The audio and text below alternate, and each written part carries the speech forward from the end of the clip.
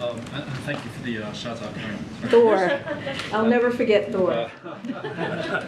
And if you'll allow me, I just want to say thank you to the unsung heroes of the White House, which are the stenographers. Yes, they are. I agree. They are the unsung heroes. The amount of mumbling they have to deal with. And I'm just going my questions. We appreciate you. We appreciate you. So two questions, if I could. One, could you comment on there's a report in the New York Times that the president has asked to move ahead, for the government to move ahead with cooperating with the ICC on collecting evidence against the Russians for war crimes. And what's your second question? The second one, can you just answer that one first? Oh, It's really different. So a couple of things.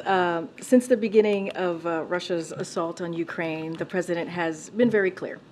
There needs to be accountability for the perpetrators and enablers of war crimes and other atrocities in Ukraine. He's been very clear about that. We support a range, as you know, of international mechanisms to identify and hold accountable those responsible, including through the Office of Ukraine Prosecutor General, the Joint Investigative Team through Eurojust and the United Nations Human Rights Monitoring Mission, the expert missions established under the OSCE's Moscow mechanism, and the International Criminal Court, among others. So we have deployed teams of international investigators and prosecutors to assist Ukraine's Office of the Prosecutor General in documenting, preserving, and preparing war crime cases for prosecution. And the Department of Justice has entered into a memorandum of understanding to cooperate with Ukraine on investigations and prosecutions of war crimes committed during Russia's invasion of Ukraine. So, but on the ICC specifically, which is your question,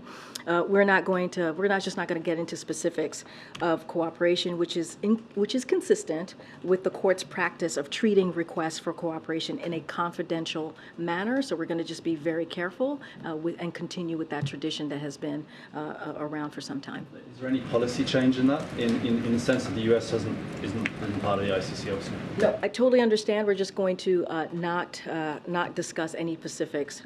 I just laid out the United States role over the past 15, 16 months as it relates to investigations, the multiple different entities that are looking into this, the unjust war that Russia has started in Ukraine, and I'm just not going to get into what has been common when it comes to ICC specifically.